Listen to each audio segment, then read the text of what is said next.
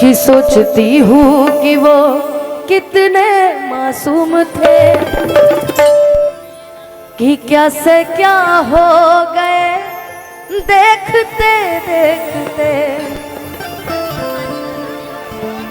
कि सोचती हूँ कि वो कितने मासूम थे, कि क्या से क्या हो गए देखते देखते।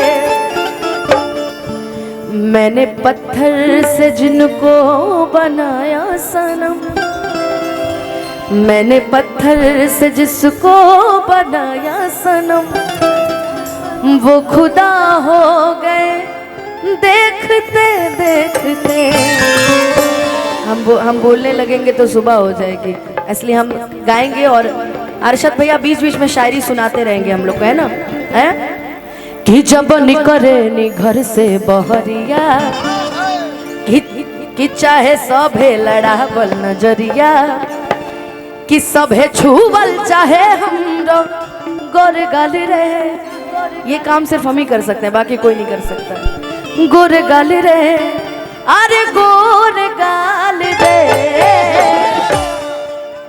कि गोरी तोरी चुन लहंगा बा तही माइक वाले के गावे लगनू कि अच्छा ठीक बा। तोर दिल हो कि चार्जर? अच्छा तोर तो चार्जरे हो। कि गोरी तोरी चुनरी बाला लाल रे, कि गोरी तोरी सोनू भैया के बहिन लेखा लगत है। कि गोरी तोरी चुनरी बाला लाल रे, तोरो ना बबलुओ के बहिने लेखा लगत है। क्या करबे? आ राहुल भैया के बेटी लेखा। हीरा भैया हीरा हो जा। कि गोरी तोरी चुनरी लाल लाल रे, और रोड पर चले लू कमाल चाल रे। गोरी तोरी चुनरी लाल लाल रे, रोड पर चले लू कमाल चाल रे। गोरी तोरी चुनरी लाल लाल रे, रोड पर चले लू कमाल चाल रे।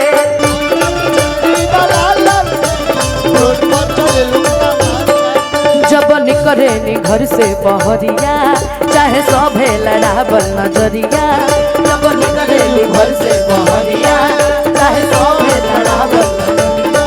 सभे छुवल चाहे हमरो गोर गाल रे, गोर गाल रे, अरे गोर गाल रे।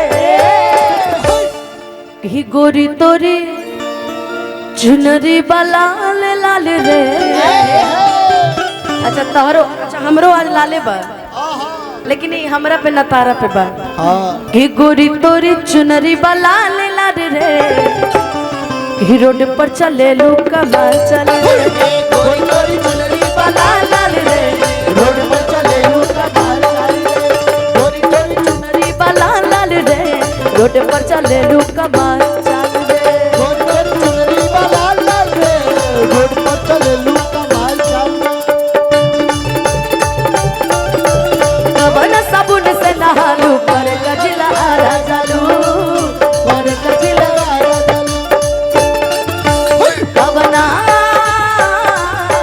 कवना साबुन से नहालू पर कजिला राजालू, पर कजिला राजालू। रोड पर चले लू कमाल चाल रे। गोरी तोरी लाल लाल रे, रोड पर चले लू कमाल चाल। कि जवने कॉलेजवा में करलू पढ़ाई, लइका लइका में होला लड़ाई, होला लड़ाई, होला लड़ाई, होला लड़ाई, होला। कि जवने कॉलेजवा में करलू पढ़ाई, लइका लइका में होला लड़ाई, होला लड़ाई, होला लड़ाई, होला लड़ाई, होला लड़ाई। कि लइका चिल्लाले सा, हाँ रुको रुको, एगो हमरा के हित भेटाइल बहई। मतलब पूरा महफिल में केहू ना बोलस भाई हमार भाई के छोड़ के। लेकिन तू बड़ा प्यारा बड़ा का चिल्ला ले बहू तनी बताओ ता। बोला कि लइका चिल्ला ले सा हाँ, तू ही तो हवा। हाँ सब कही के अरे ना ब्याह में करियावल जला। अनुपमा, वीरेंद्र भैया, वीरेंद्र चौधरी जी हम सबके बीच में उपस्थित हुए। सबसे पहले ये आपके लिए सम्मान। कोई अरे बढ़िया है, कह रहे हैं आपके स्वागत में लाल चुनरी लेके आए हैं, बताइए। एक बार ताली बजा दीजिए आप सब, पुरजोर ताली बजाकर स्वागत करने एक बार चौधरी साहब के पूरे परिवार के तरफ से, इनके पूरे रिश्तेदार जी के तरफ से ये प्यारा सा सम्मान अनुपमा के लिए मैं दिल से धन्यवाद देना चाहूंगा।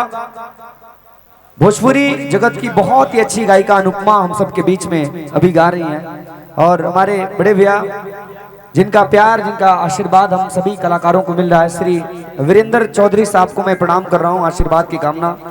बिल्कुल। और वीरेंद्र भैया हमारे, शंकर भैया के बहुत बहुत प्रणाम। वीरेंद्र भैया हमारे बीच में आए हैं, बहुत सारा स्वागत, बहुत सारा अभिनंदन।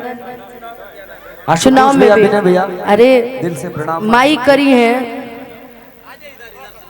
माई करी है तो भैया कम से कम सांसद भी बनो भैया ना, विधायक ठीक बा बनी। हम 5 साल बाद के योजना चलाओ तनी अभी, है ना। अब इतना जल्दी तो हमने क्या आमना सामना हो ही ना कार्यक्रम में। आप जब ये सांसद बनी है तब हमने क्या आमना सामना हुई, ठीक बतानी। भैया खातिर को जोरदार ताली रहुआ सभी बजा दी, बजा न मरते साफा कंजूसे बड़ा का लोगन। हाँ तो यही से कहनी है कि ही हवा ही तई निभई बाका, वाह वाह, अरे निभई बाका, हाय अंगद जी से मुंह मरवई बाका। देखो हमने के ये सब गाड़ी होखेला कबो कबो। अब बाकी भैया के बहुत सारा धन्यवाद। आपकी भैया दोबारा जरूर आए मंच पर एक बार। नमस्ते नमस्ते भैया, सबके एक बार दोबारा मंच पर जरूर आए, ठीक। जी जी बिल्कुल बिल्कुल। अब अंगदों से सेट हो गई लेगा। लइका चिल्लाले संभाल माल रे, पहली लड़की देखियो जो खुद कह रही है चिल्लाओ चिल्लाओ ना, चिल्लाओ। तू चिल्ला भैया, तू चिल्ला दो, तू चिल्ला दो।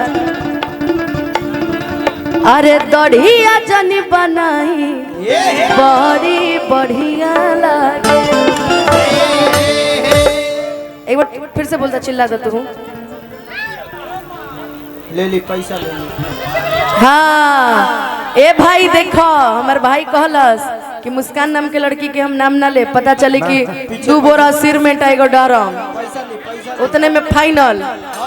ए अनु, अच्छा इधर इधर इधर। हाँ ये भैया के तरफ से ये पैसा नहीं, ये प्रेम है, और ये प्रेम कम से कम आशीर्वाद समझ के बिल्कुल 5100 रुपए का आशीर्वाद। एक बार जोरदार तालियां बजा दे, इसकी बहुत जरूरत पड़ती है। चौधरी जी आपका ये तोहफा भूल ना पाएंगे, ये तोहफा भूल ना पाऊंगा, दीवाना हूं मैं आपका, दोबारा लौट आऊंगा। एक बार जोरदार तालियां बजा के स्वागत करें हम सभी के अभिभावक गार्जियन, जिनका प्रेम